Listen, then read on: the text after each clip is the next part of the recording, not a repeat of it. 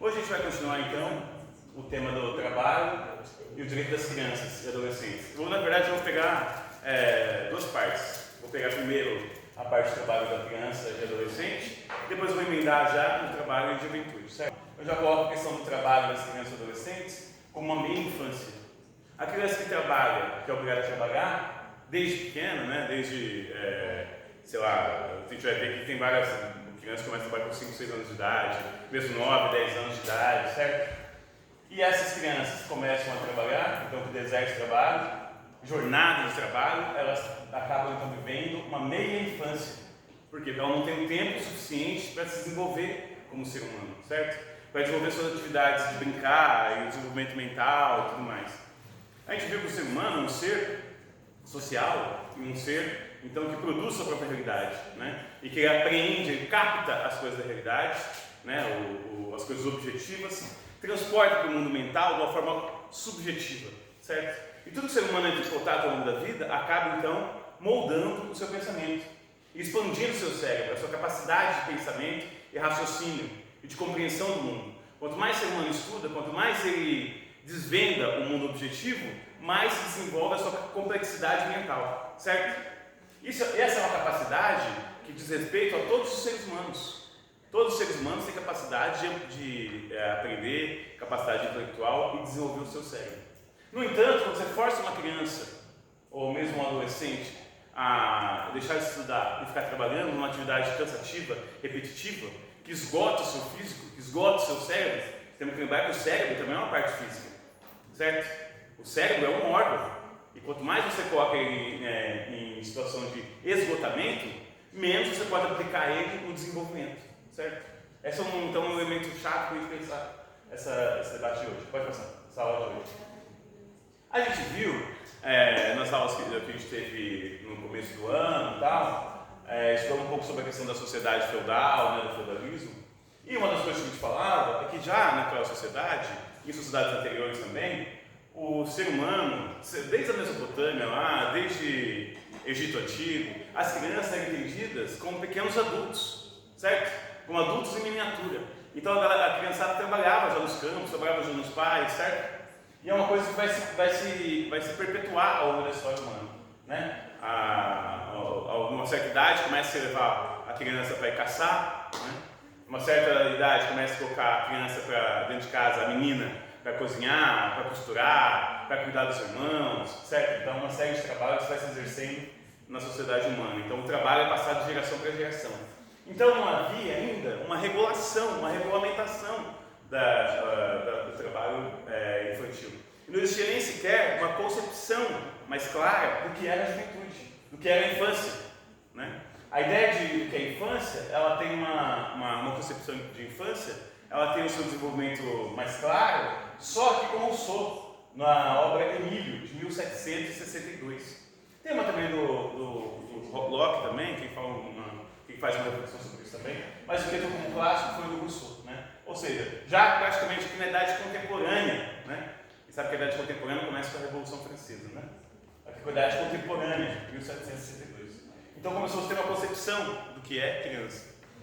Eu dizia para vocês que em diversas sociedades, ao longo da história, era comum entender que a menina ela passava a ser adulta a partir do momento que ela menstruasse, certo? Aqui hoje a gente tem uma concepção diferente. Um outro elemento também que a gente vai abordar ao longo da aula é essa ideia do calvinismo, que o trabalho dignifica um homem. Se você tem a ideia de que o trabalho dignifica o homem, você acaba então pensando que, como elemento importante da educação do ser humano, é colocar a criança para trabalhar, certo? Uma concepção que vai entrar aí nessa de trabalho como forma de educação, né, de formação do caráter, ok? Mas aqui ainda tem uma distinção ainda, né, de qual idade então que o trabalho passa a dignificar. Com qual idade então a criança pode começar a trabalhar? O Marx, aqui na seção 13 do Capital, do volume 1, ele discute, no capítulo 13, ele discute bastante, tem uma seção inteira discutindo trabalho infantil, né, na Revolução Industrial. Vocês sabem que durante a Revolução Industrial, novamente as crianças eram colocadas nas minas de carvão, eram colocadas em fábricas para fazer trabalhos e tal, e trabalhavam até exaustão. Era comum crianças morrerem de tanto trabalhar durante a Revolução Industrial. E o Marx faz uma reflexão importante aqui. Ele faz um debate propondo que as crianças elas tivessem então o tempo para se desenvolver, estudar, né? E o trabalho fosse sendo inserido na adolescência em poucas horas diárias. Mas aqui o trabalho, uma educação para o trabalho, né? Um trabalho no sentido de formação. Então, mas remunerado, certo? Mas começando com 2 horas, depois aumentando gradativamente até o final da adolescência, ok? Por que aqui? Aqui o Marcos faz uma reflexão que a educação também, ela não pode ser uma educação meramente abstrata. Você vai só falando igual essa aula de hoje, que é uma aula abstrata. Eu estou aqui falando para vocês temas, conceitos, processos, e vocês não estão vivenciando nenhuma experiência, além da experiência de ouvir eu falar aqui e ver as coisas que eu estou passando aqui, certo? Então o que o Marcos dizia? Ele dizia que é importante o adolescente ter contato, já no do ensino médio, no nosso caso hoje, ele ter contato já com a formação do trabalho. Então seria algo parecido com o que a gente tem na ETEC, na FATEC. O adolescente já começa a fazer alguns cursos técnicos, ok? Para que já começasse a trabalhar materiais, por exemplo, marcenaria, por exemplo, computação, por exemplo, técnico de enfermagem, alguma coisa que já desse para a pessoa aplicar os conhecimentos científicos aprendidos na escola, ao longo da trajetória escolar, né? Mesclando isso com a prática. Vamos supor, ser um curso técnico de enfermagem, você vai aprender circulação sanguínea aqui na prática, pulsando veia, pinçando veia, né? Vai aprender a fazer um curativo, vai aprender a cicatrização vendo ali, vai aprender parasitose, verminose, vendo os seres humanos chegando lá com parasitose e verminose, certo? Então o Marx fala que é muito importante isso, que a educação não poderia ser, até o final do ensino médio, só abstrata, só com caras parados lá explicando. E isso acaba limitando muito a capacidade do ser humano de apreensão com a forma só teórica, porque o pensamento divaga, né? E você não consegue, e quando você chega na hora de você fazer a coisa, depois de você estudar tantos anos, você vai encontrar muitas dificuldades, você vai estar muito no primário, certo? Só com noções abstratas. Por exemplo, você vai na aula de química, a pessoa desenha, o professor, na minhas aulas pelo menos, o professor desenhava um caldeirão e falava água ferve a 90 graus Celsius. Você desenhava lá e fazia ebuliçãozinha, entendeu? Ao invés de a gente ter uma cozinha que pudesse lá aquecer a coisa, sabe? Um laboratório de química que pudesse testar algumas outras coisas. Toda a minha trajetória escolar, acho que uma vez eu fui num laboratório de química para fazer testes mesmo assim. Mas então a educação centrada no abstrato. Alguns outros países já fazem isso, já vão mesclando ao longo do ensino médio. A Declaração Universal dos Direitos das Crianças, ela determina que, isso aqui é de 1959, a criança gozará de proteção contra quaisquer formas de negligência, crueldade e exploração. Não será mais objeto de tráfico de qualquer forma. Não será permitido à criança empregar-se antes da idade mínima conveniente. De nenhuma forma será levada ou será permitido empenhar-se em qualquer ocupação, emprego que prejudique a saúde ou a educação, ou que interfira em seu desenvolvimento físico, mental ou moral. É uma concepção muito interessante, porque assim, esse debate sobre a educação é pensar que, como uma parte da sociedade hoje desacredita na importância da educação e no valor da educação, acaba então sendo mais fácil querer tirar a criança da escola, certo? Uma parte da população dá pouca credibilidade porque é ensinado na escola. Uma parte da sociedade. Porque se você pega o setor mais de classe média alta, eles sabem o valor da escola e mantém as crianças nas melhores escolas e pagam caro nas mensalidades. Okay? Segundo a Organização Internacional do Trabalho, o trabalho infantil refere-se ao trabalho que priva as crianças de sua infância, seu potencial e dignidade. Potencial porque assim, todo ser humano tem um aparelho cerebral, salvo o caso que tem realmente alguma doença. Nosso aparelho cerebral, ele é idêntico, ele é parecido em todas as suas funções vitais, as funções principais. Mas, quanto menos treinado, quanto menos desafiado é o cérebro, menos possibilidades ele tem para o seu desenvolvimento. É negado a capacidade de aprofundar-se e desenvolver-se, certo?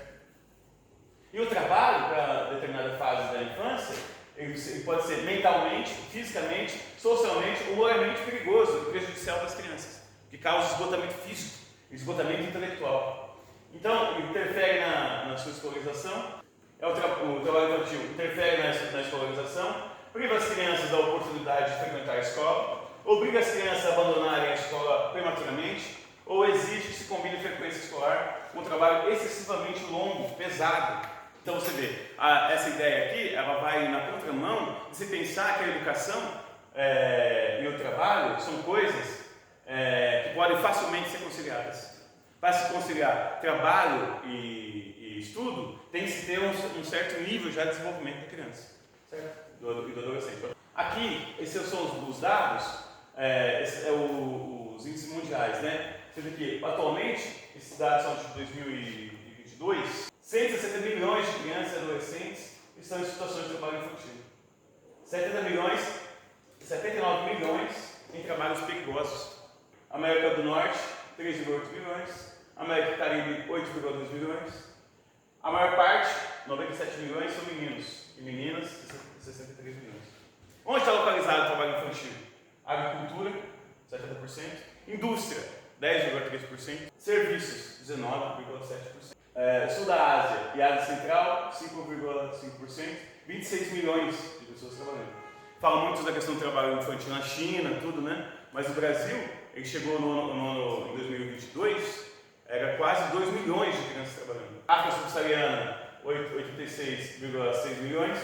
Obviamente a África Subsaariana é gigantesca também, né? Envolve uma série de países, certo? No Brasil, é considerado que a idade mínima para trabalhar é 16 anos.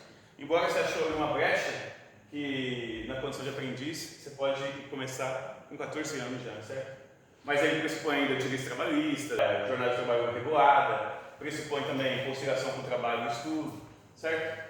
Isso aqui, essa determinação, ela aparece já na Constituição Federal de 1988 e depois é reforçada no ECA, Estatuto da Criança e Adolescente, de 1990. E o que é aprendiz? Que é a possibilidade de trabalhar aos 14 anos. Aprendiz adolescente que tem um contrato de trabalho especial, compatível com sua condição de estudante. Uma coisa não pode negar a outra. E de pessoa em desenvolvimento, certo? Tem todos os direitos trabalhistas, previdenciários garantidos. Dedica parte da jornada de trabalho à formação profissional. Pratica o que aprende no local de trabalho. A Constituição Federal colocava assim no seu artigo 227. É dever do Estado, né, assegurar os direitos da criança, do adolescente e do jovem. Então, por isso que tem que ter uma legislação que regule a questão do trabalho infantil e juvenil. Até 13 anos de idade, a proibição é total. Entre 14 e 16, trabalho em condição de aprendiz, como mostrei ali, né? Entre 16 e 17 anos, proibição parcial. O adolescente só poderia trabalhar mesmo, a adolescência vai dos 12 até os 18, né? Ele só poderia trabalhar mesmo a partir dos 18 anos. Aqui são algumas formas de trabalho que são proibidas, né? Noturno, adolescente acima de 13 anos, inclusive, né? Noturno, realizado entre 22 horas e meio-dia. Noturno, realizado entre as 22 horas de um dia e as 5 horas do dia seguinte. Perigoso, insalubre, penoso, por exemplo, carvoaria, por exemplo, oficina, por exemplo, qualquer fábrica que tem algum risco de acidente, morte, tal, né? Realização em locais prejudiciais à sua formação, que é o seu desenvolvimento físico, psíquico e moral, e realizado em horários locais que não permitam a frequência escolar. Mas você vê tanto isso aqui, no semáforo, é muito comum você ter criança trabalhando no semáforo, no centro, certo? Cortando cana também, tem uns documentários que mostram isso.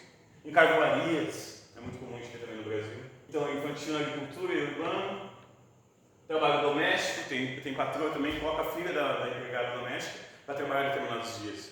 A empregada não pode ir, vamos supor, terça e quinta. Aí fala, você pode mandar sua filha? Aí manda a filha de 12 anos, 13 anos para trabalhar como doméstica. Então, também isso é proibido. Também tem um grande índice de exploração sexual de crianças. Trabalho infantil na produção e tráfico de drogas. No cenário nacional, né? Dados do IBGE 2022.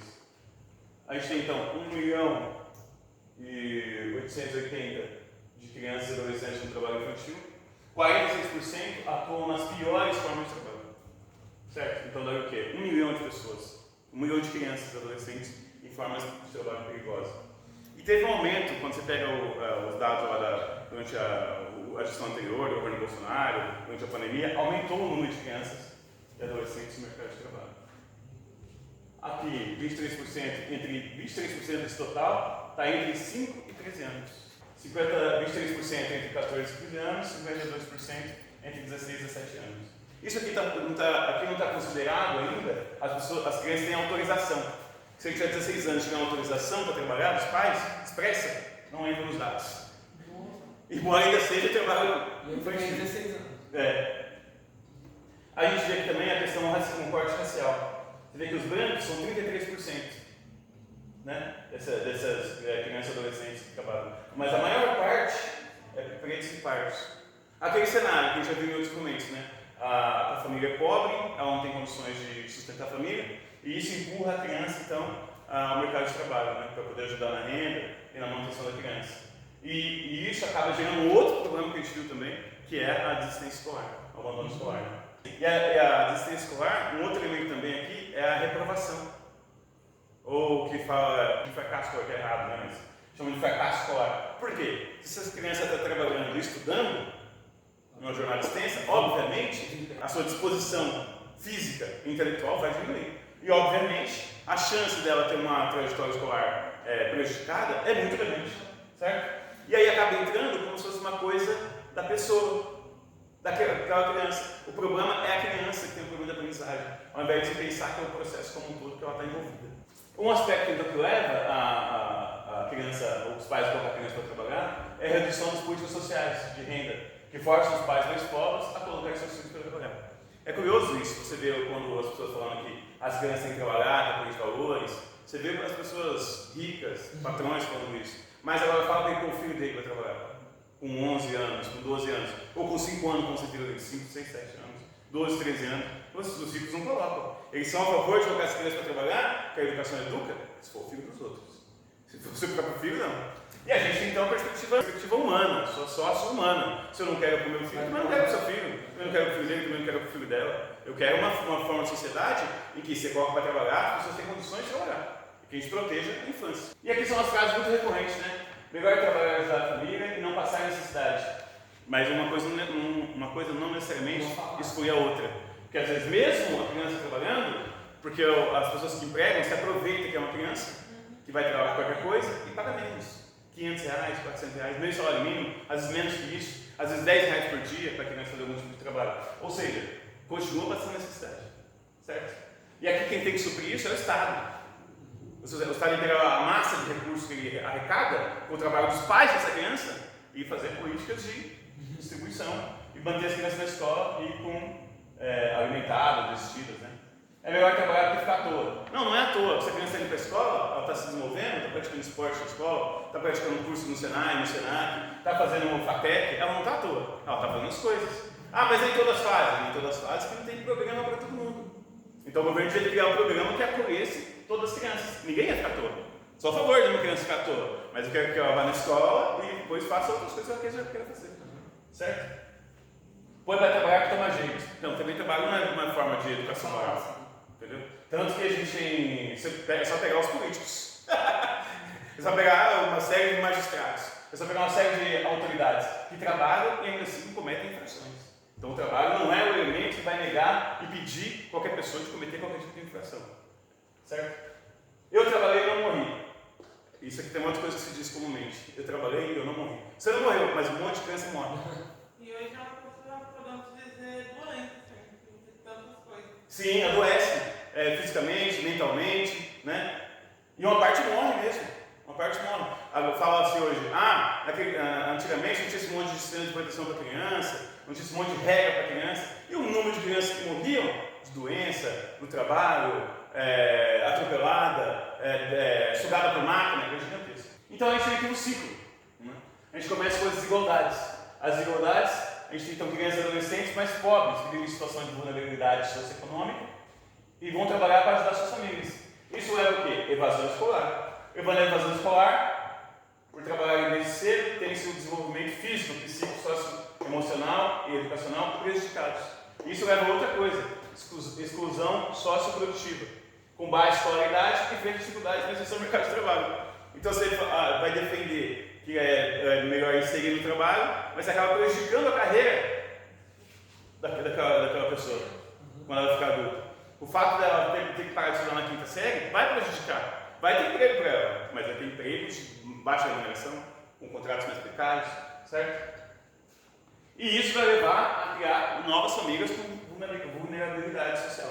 Aqui é um aspecto importante. O trabalho infantil é importante e, portanto, uma violação dos direitos fundamentais da criança e adolescente. Direito à vida, à saúde, à educação, ao brincar, ao lazer e à formação profissional. Tem aqui o elemento também de trabalho decente, que se fala, né? Que é uma perspectiva que se coloca também nas últimas décadas. Não só a pessoa trabalhar. Como o trabalho vai dignificar a pessoa, seria um trabalho precário, seria um trabalho com extensos jornais de trabalho, seria um trabalho com baixos salários, seria um trabalho que prejudica a saúde, seria um trabalho que prejudica o desenvolvimento físico, psíquico, moral e social. Então, esse trabalho não está dignificando. Para o trabalho poder exercer alguma função dignificante na vida do ser humano, qualquer ser humano, de qualquer idade, ele tem que obedecer, ele tem que seguir alguns aspectos sociais determinantes da nossa época. Agora, aqui tem um outro elemento que, quando fala a criança, né? Então a gente fala que a criança, a infância, vai até os 12 anos. Dos 12 até os 18 é adolescente, certo?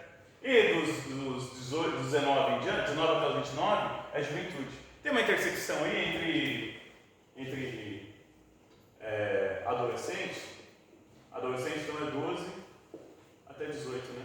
E aí tem uma intersecção aqui com jovens, que seria de 15, né, até 29, seria considerado juventude. Aqui a gente vê, no Brasil, esse dado começou de 2022, a gente tem 51 milhões de jovens, quase 52 milhões de jovens. Então a gente vê aqui que, dessa totalidade, 23% só estuda, 12% trabalha e estuda, e 41% só trabalha, certo? Essa parte aqui dos 23 é o que o pessoal chama de nem, que nem trabalha nem estuda, né? Mas a gente vai ver um pouco disso, desmistificar um pouco isso nos próximos slides. Então a gente vê aqui, quem somente estuda, a maior parte desses jovens que somente estuda tem entre 15 e 17 anos. Isso aqui já põe por terra um pouco essa ideia de que tem uma juventude, uma geração. Tem uma ideia que a geração que existe hoje é uma geração que nem trabalha nem estuda. Mas quando você olha os dados, você vê que quem só estuda é a maior parte entre 15 e 17 anos. Ainda assim, dessa faixa etária, a gente vai ver que 11% estuda e trabalha. 11,12% quase. E somente 5,4% não estuda nem trabalha. 5,4%. Então nessa faixa etária isso aqui é praticamente insignificante. Entre 18 e 24 anos, a gente vê que 16% somente estuda, 14% estuda e trabalha, 40% somente trabalha. E aqui, o mais clarinho, não estuda e não está ocupado. Certo? Entre 25 e 29 anos, 3% somente estuda, 9% estuda e está ocupado, 62% somente trabalha. E 24% nem estuda nem trabalha. Aqui a gente vê os motivos por que essa parte da sociedade nem trabalha e nem estuda. A maior parte aqui, você vai ver, tinha que cuidar dos afazeres domésticos. Esse aqui é o que não quer trabalhar, né? É aqui o que quer trabalhar. Não quer e não trabalha. Então o que ele faz? Cuida dos afazeres domésticos e parentes. Por problema de saúde e gravidez. Pensa que uma parte da juventude não trabalha e nem estuda porque está cuidando dos filhos. Certo? Começa-se então a alimentar uma ideia de que a moça, a menina, a partir dos 18, 19 anos, ela tem que engravidar. 22 ela tem que engravidar. Aí quando ela engravida e deixa de trabalhar, o pessoal põe ela no nem trabalha nem estuda. Como se não fizesse nada. Enquanto na verdade ela está criando a criança, ela está cuidando das coisas da família, certo? Estava estudando por conta própria. Também dos nem trabalha nem estuda, é que não está em nenhuma instituição, mas está estudando em casa, certo? Às vezes para um concurso, às vezes para um vestibular, acaba entrando nisso aqui também. E aqui é o homem e a mulher, né? O verdinho é o homem, você vê que a porcentagem dos homens é bem menor, e das mulheres é maior. Porque também a gente viu em outras aulas que as obrigações de cuidar de parentes, dos pais, dos avós, dos mais velhos, né? E das crianças, sempre recaem na mulher. Então por isso que ela não trabalha e não estuda. Ela não exerce uma atividade remunerada e nem estuda. Na verdade ela trabalha em casa, de graça. E aqui entre os motivos ainda. Não havia trabalho no local, uma questão de desemprego mesmo. Tinha que cuidar dos afazeres domésticos e parentes e não consegue trabalho adequado. Às vezes para formação, né? A pessoa se forma, é natural também que ela demora um tempo até encontrar um trabalho naquela área que ela se formou. A pessoa fez enfermagem, até ela conseguir se inserir, demora um tempo. Nesse meio tempo o IBGE te entrevista. Fala, aí neném, você está, né? Essa questão aí de saúde e gravidez, às vezes, hoje em dia, assim, quem tem muitas empresas não contratam mulheres que têm filhos. Verdade. Por essa questão, assim, a mulher ela fica presa naquilo. Isso. Porque ou ela trabalha e paga alguém para cuidar do seu filho, para deixar metade do seu salário ali, ou ela passa na sociedade. Exatamente. Aqui dá para a gente ver também, o homem branco, ele tem a menor taxa de desemprego entre a sua juventude. É mais fácil para o homem branco conseguir emprego do que para os homens pardos, pretos pardos, e a mulher preta e parda, certo? A mulher branca é maior que o homem branco, a taxa de desemprego. Porque também assim, chega em determinados postos de trabalho, eles só aceitam jovens, homens e brancos. Você vai trabalhar no shopping, por exemplo, eles preferem não contratar homens pretos e pardos. E menos ainda mulheres pretas e pardas. A preferência em alguns desses locais é para contratar homem branco, certo? E mulher branca. Então isso força esse jovem negro a ficar fora do mercado de trabalho. E força ele a viver de outras atividades, bico, coisas assim, né, e remunerações mais precárias, certo? Porque a sua taxa de empregabilidade de desemprego é muito maior. Um outro evento muito importante também, que está totalmente relacionado ao emprego da juventude, é que quando fala da questão do emprego da juventude, ela está relacionada também à questão das aposentadorias. Cada vez mais o governo estende os anos necessários para você se aposentar. Então antes era 61, antes era 55, aí era 57, aí 58, 62, agora 64, 65, vai se estendendo. Isso faz o quê? Faz os homens mais velhos, as mulheres mais velhas, se manterem no local de trabalho. E aí o que acontece? Ela ocupa o posto de trabalho e não deixa a juventude assumir. Você quer absorver toda a juventude? Eu tenho uma dica, é só você baixar a aposentadoria. Os homens e as mulheres vão sair para se aposentar e vão abrir os vagas no local de trabalho, certo? Mas não é isso que as pessoas fazem. Ele quer estender ao máximo, né? Para não pagar, né? Na verdade. Isso. E também assim, outra forma de você diminuir o desemprego da juventude é você aumentar o salário. Você vai oferecer para um jovem de 19 anos um emprego de R$800, obviamente que ele vai ficar hesitante em aceitar. Óbvio que ele vai ter dúvida se ele aceita ou não aceita. Agora oferece para um jovem de 19 anos um salário de R$4.000. O Diese, o salário básico que deveria ser para todo mundo, em torno de R$6.000. Oferece esse salário. Toda a juventude vai querer trabalhar. Você é louco atrás de trabalho. Agora você vai oferecer um trabalho de R$800. Outra coisa também, a questão do plano de emprego, né? O plano de emprego também é uma coisa. Se você busca eliminar o exército de reserva, mesmo, criar políticas de emprego, necessariamente você vai absorver essa juventude. Então você vê que essa ideia de nem as pessoas não conseguem emprego de forma alguma, é fabricado. É fabricado pelo mercado de trabalho. É fabricado pelo governo. Se você quiser absorver, é só você criar políticas de absorção da juventude, da adolescência.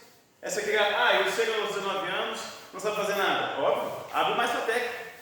Abre mais a técnica. Abre mais o Paula Souza. Para que o cara sair com 18 anos já com profissão. Tem os caminhos. Existem os caminhos.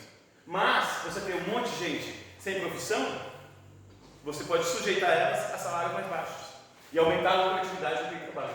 Aqui então, no Estatuto da Juventude, 2013, ele coloca alguns elementos para a juventude, né, e trabalho, profissionalização. A primeira coisa é a profissionalização da mão de obra.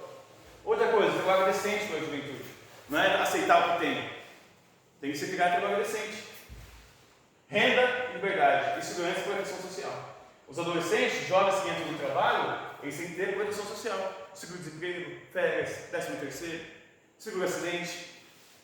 A gente vê, por exemplo, na questão da uberização, né? Os jovens adolescentes trabalhando, correndo para cá, de moto, de bicicleta, trabalhando um monte sem nenhum tipo de direito.